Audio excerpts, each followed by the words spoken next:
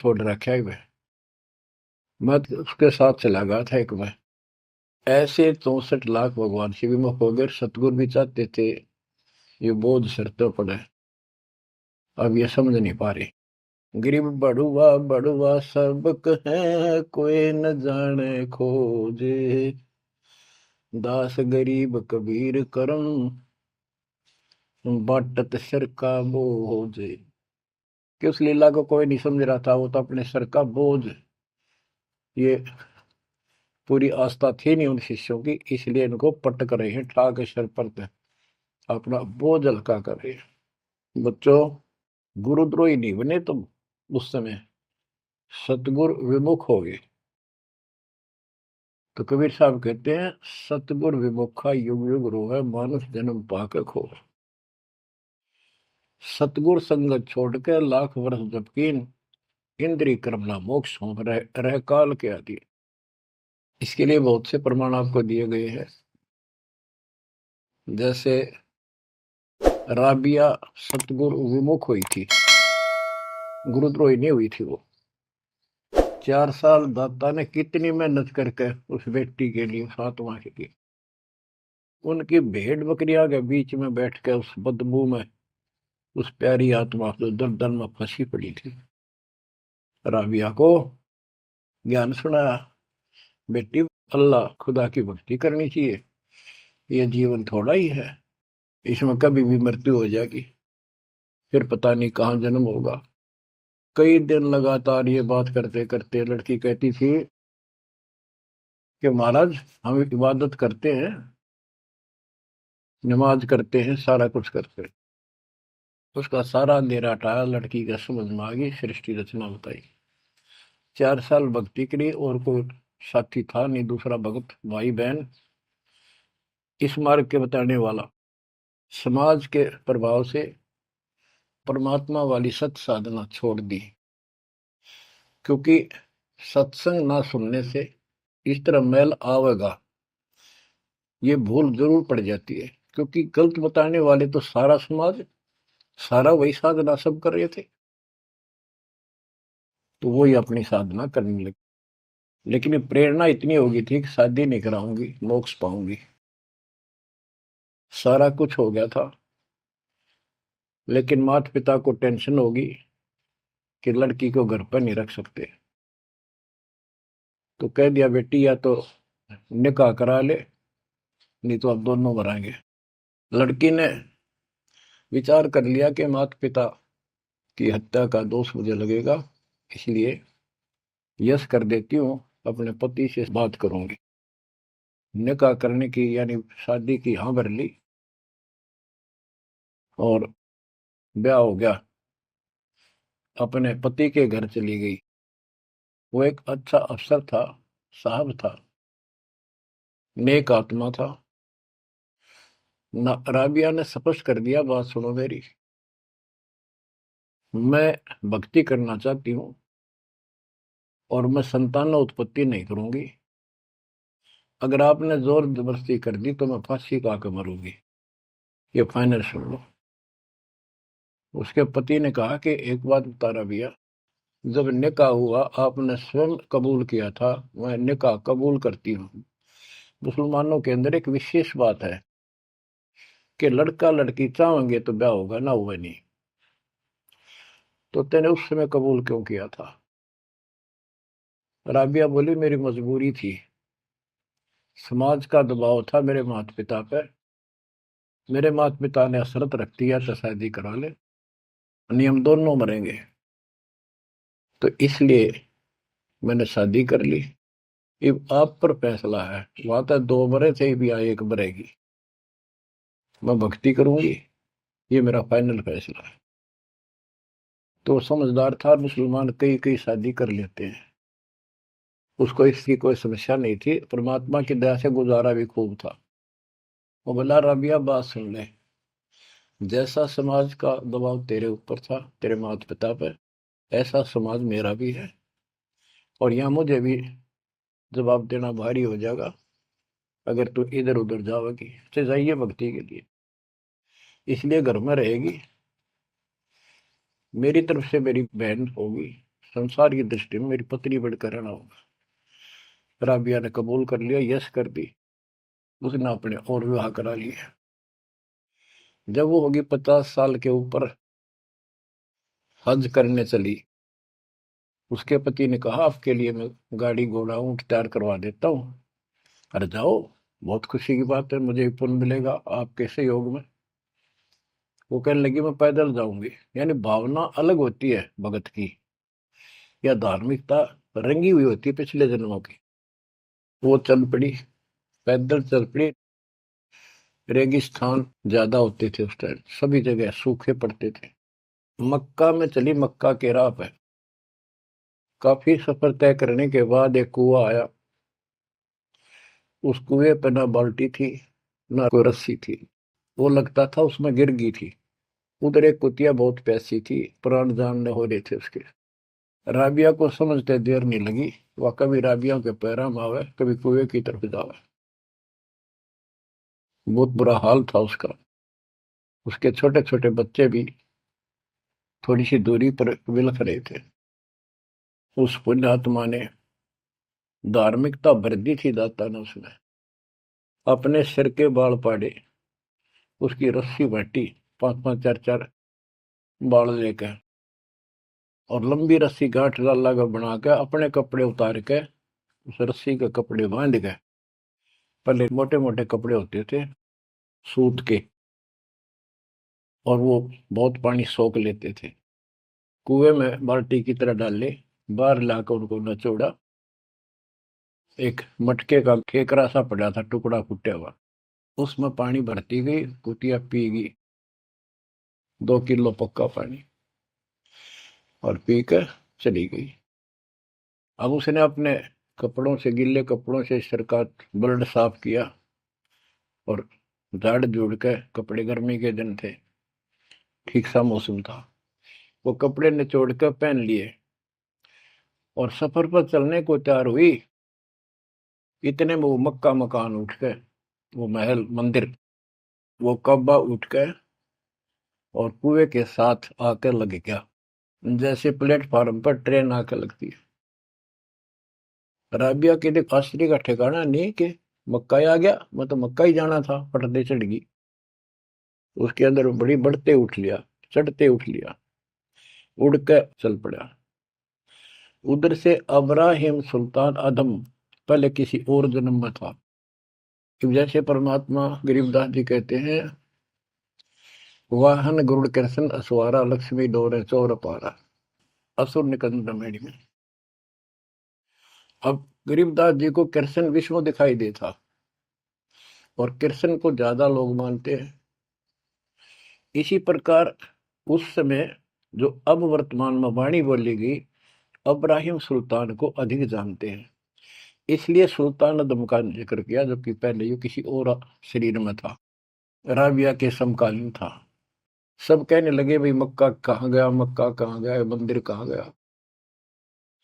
अब्राहिम सुल्तान भी वहां जाता रहता था, मुसलमान भाइयों को समझाना चाहता था, गुरुदेव के आदेश से अपनी सच्ची राह बताया करता, क्योंकि वहां धार्मिक लोग ही जाते हैं। वहां चर्चा चली कि मक्का कहाँ गया, मक्का कहाँ गया। सबको आश्चर्य हुआ। अब्राहिम सुल्तान जो पहले शरीर किसी और शरीर में था, गरीबदास जी की वाणी में है कि सुल्तान अदम मक्के गया, मक्का नहीं मकान गया, एक रांड को लेने को, नो कहे अदम सुल्तान। अब्राहिम सुल्तान अदम कहता है कि नकमी औरत को लेने गया। वो पहले सतगुरु शरण में आई थी, वो साधना छोड़ के अब ये वही डले ढोरी है। उपस्थित मुसलमानों को उसकी बात अच्छी नहीं लगी, दुख भी हुआ, लेकिन मुसलमान था इसलिए आगे बात बढ़ी नहीं। इतने वो मक्का आके वहां यथा स्थान पर स्थापित हो जाता है। लोगों ने देखा उसमें एक लड़की, एक औरत है, एक बहन है। नाम पता करा तो पता चला ये ऐसे ऐसे इसका राबी नाम है। सारे मुसलमान समाज में ये हो गया, भाई भक्ति हो तो राबी जैसी, अल्लाह को खुश कर लिया, इसको तो जन्नत मिले ही मिलेगी। अगला जन्म उसका एक बांसुरी नाम की लड़की का हुआ। परमात्मा जो उसको चार्ज कर गए थे, वो परमात्मा की चाह उसके अंदर फिर भी तड़प रही थी। उसने ब्याह उस समय भी नहीं कराया और अपना शब्द गाती रही, परमात्मा अल्लाह की महिमा सुनाने लगी। और बंसुरी रूप में बाद 50 साल से ऊपर होगी, हज करने गई। तो उसको ये ज्ञान हो गया था, क्यों परमात्मा की धार्मिक बातें डेली गाती और सुनती थी, कि जो मक्का में मरता है उसको सीधी जन्नत मिलती है, स्वर्ग, बहिश्त। तो उसने सोचा ये शरीर तो एक दिन जाएगा, और कहते हैं मक्का में मृत्यु होगी तो जन्नत मिलेगी, जन्नत के लिए सब कुछ किया जा रहा है। उसने वही गर्दन काट दी अपने हाथ तो तलवार मार के। सब कहने हो गया भाई, बांसुरी तो गई स्वर्ग में, बांसुरी ने कुर्बानी दे दी और जन्नत में गई।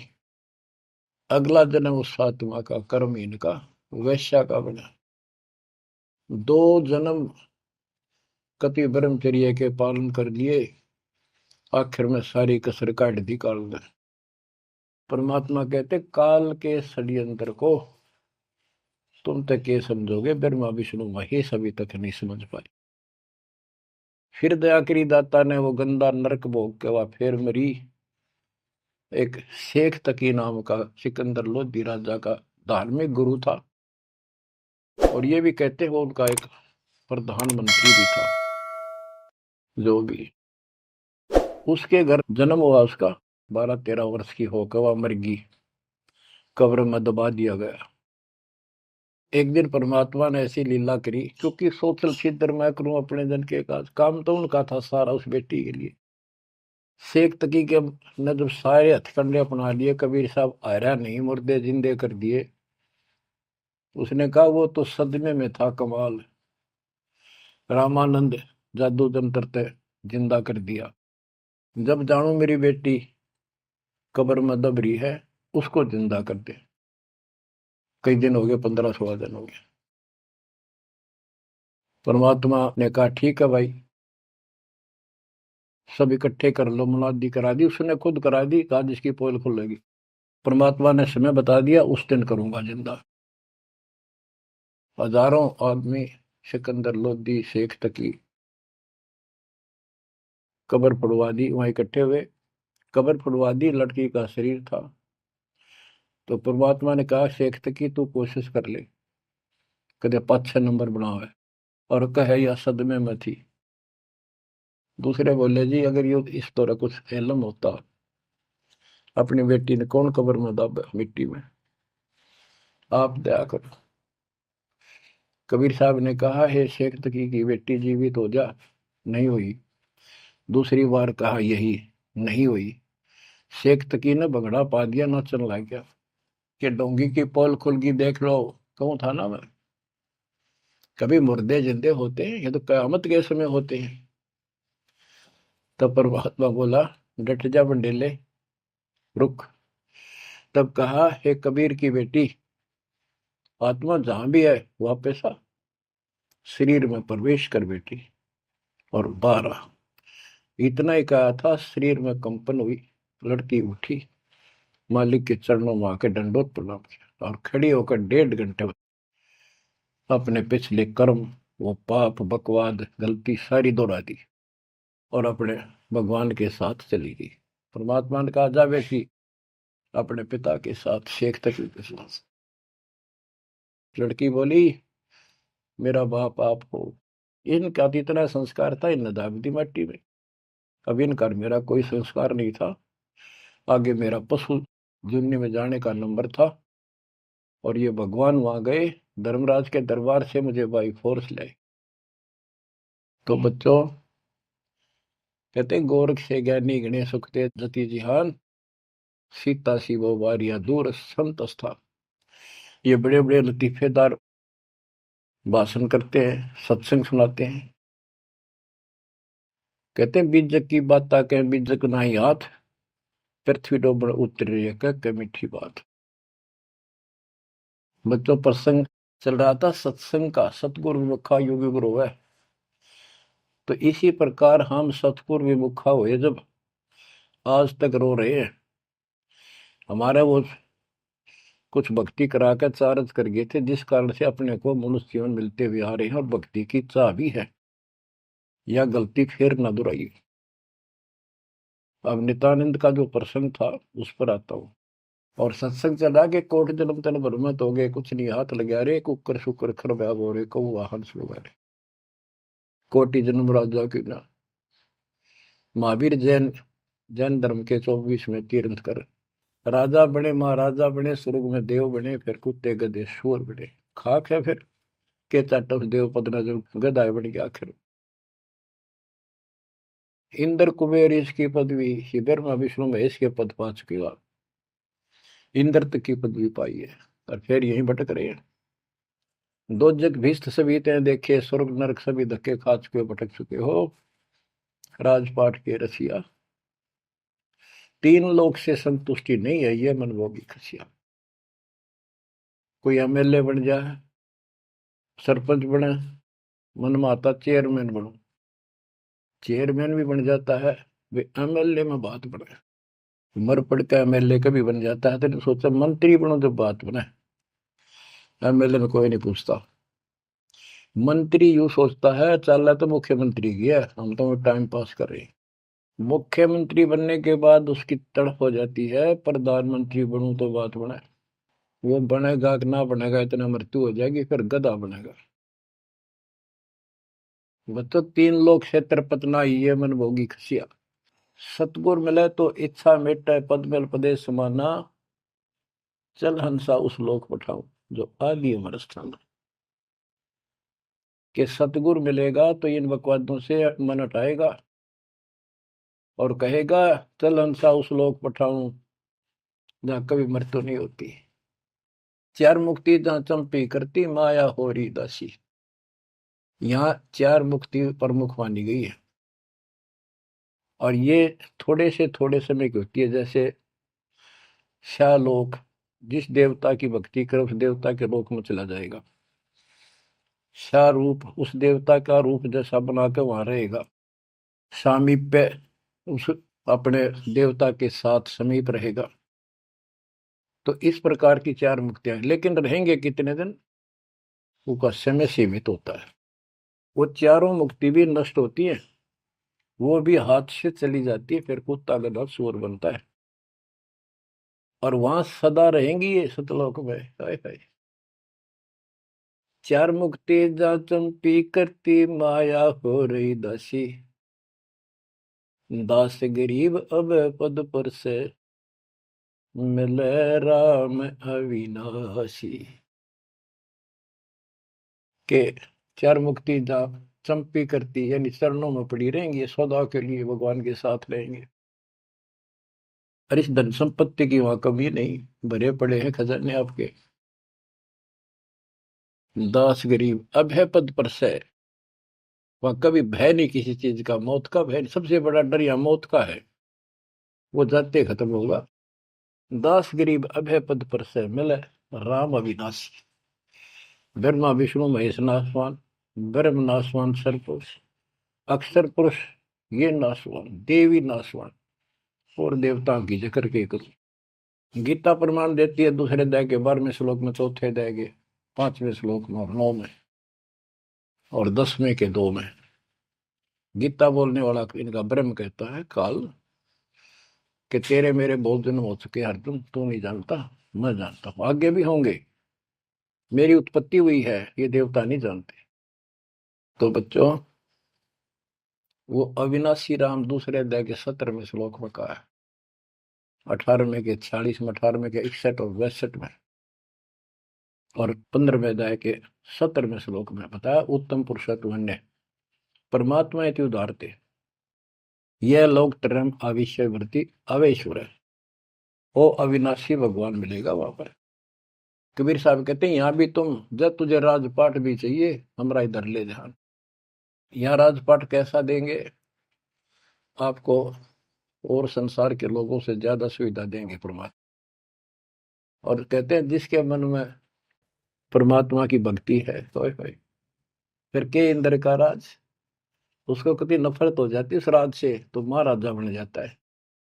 और यहाँ सुख देंगे परमात्मा कहते हैं माया दासी भगत की संत की उभे दे आशीष बरती और लातों छिड़ी सुमर सुमर जगदीश। कहते इतना धन दे देगा बंदी छोड़ के खाइयो खर्चियो और खूब धर्म फैलाइयो। माया दासी संत की उभय दे आशीष, दोनों तरफ से आशीर्वाद देगी। खाओ खर्चो और दान करो। और बरती और लातों छिड़ी, कबीर साहब कहते हैं सुमर सुमर जगदीश। सुमर कौन सा जगदीश? वो सच्चा नाम, सच्ची भक्ति, सतपुरुष कबीर साहब की भक्ति कर करके। अब नित्यानंद ये सारा सत्संग सुन रहा था। ये क्या करते हैं, बात तो सुनाओ सतलोक के मिलती जुलती, अध्यात्म ज्ञान भक्ति विष्णु तक की। अब नंदलाल पंडित जी ऊपर से तहसीलदार, 2 मरोड़ इकट्ठी। उसने सोचा यहां जाऊंगा संत के पास तो नगरी के लोग क्या कहेंगे, ब्राह्मण और तहसीलदार या किसी के घर में आकर संत के चरणों पड़ा। कालना तक कई रास्ते रोक रखे हैं। तो उसको पता चला कि महात्मा का डेरा है यहाँ नारनौल से 2 किलोमीटर दूरी पे। संत चले गए।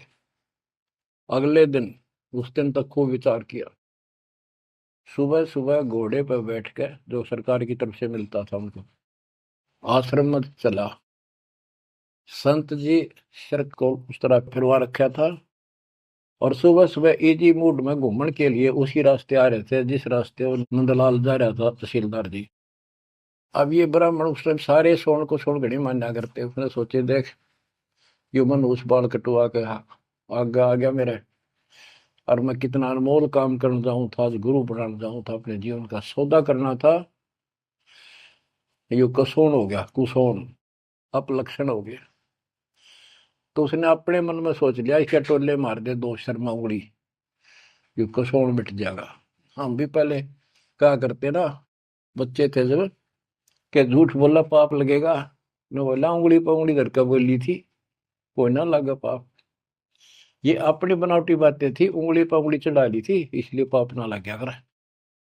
तो उसने इस दृष्टिकोण से उस महात्मा का सर में ने उल्टी उंगली के टोले मारे 3-4 और बोला रनर भाग मनहूस तेना आज मेरा गाना था, आज मैं गुरु बनाने जा रहा था, अपना जीवन का सौदा करूंगा। अब वो संत जी हैरान रह गया, पढ़ा लिखा दिखे, घोड़े पर सवार कोई अफसर होगा और ऐसा व्यवहार कर दिया। अच्छा उस्ताद, संतों के साथ ऐसे व्यवहार करनी बहुत मिला करें, ज्यादा माइंड नहीं करते हो। चला गया। आखिर में पहुंचा तो घोड़ा पर उतर कर एक वृक्ष का बांध दिया। तो भगत वहां उपस्थित थे, वो आए, भाई बड़ा अफसर आ रहा है कोई। प्रणाम किया। उन्होंने पूछा संत जी कहाँ पर है? मैंने दीक्षा लेनी है। वो बोले जाओ बैठो। आदर से बैठा दिया। जहाँ आसन लग रहा था उसका आगे बोरी ही बिछा रखी थी कि बैठ जाओ, स्नान करके ही पाओगे, घूमन फिरन जा रहे हैं, सैर करके नहा कर ही आ जाए। आधे घंटे में घूम फिर कर नहा कर महात्मा जी आसन पाए। सामने घोड़ा बंधा दिखा और वो आदमी बैठा दिखा और देख लिया ये तो महात्मा जी थे। तेने बहुत बड़ी गलती कर दी पापी आत्मा, ये भी धमका होगा और तेने भगा होगा। नीची गर्दन कर ली। अब नंदलाल तो शर्म के मारे गिट गए, नीची गर्दन कर ली। महात्मा जी भी समझ गए गुमानी दास के आदमी शर्मा गया। उसने कहा श्रीमान जी आप गुरु बनाने आए हो, इसमें कोई परेशान होने की बात नहीं है। जैसे हम कुम्हार के घर जाते हैं, कोई मटका मोल लेते हैं या कोई बेचने अपने घर पे आता है तो हम उसको टोले मार मार के देखा करें ताकि वो कितना तो फूट तो नहीं रहा, साबित है कि नहीं। तो आपने अपना गुरु परख लिया, टोले मार गए। बेटा कोई बात नहीं, आप उद्देश्य बताओ आने का।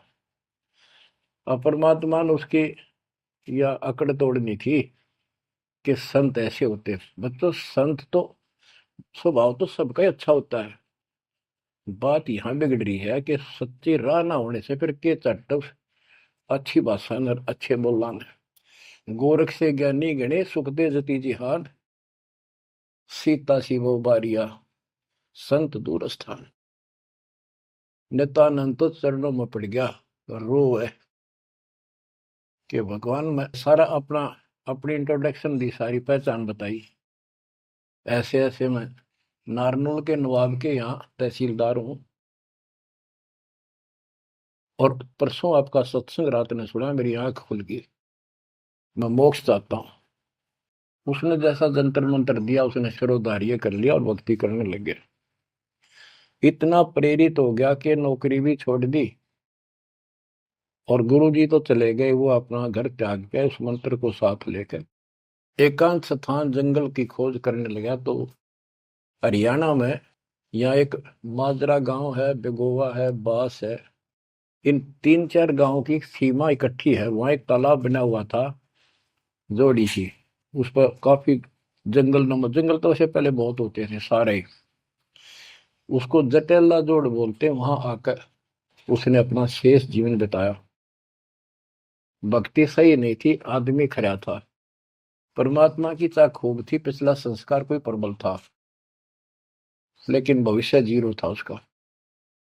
फिर भी उसने जब ज्ञान हुआ तो क्या कहा, क्या कहते, उसका नाम फिर नित्यानंद रख दिया उसके गुरु जी ने, नाम बदल दिया। नाम इसलिए बदलवाया करते थे कि कहीं और जाकर भक्ति करूंगा, पीछे घर वाले ना ढूंढते फिर, तो वहां उस नाम से कोई जानेगा ही नहीं।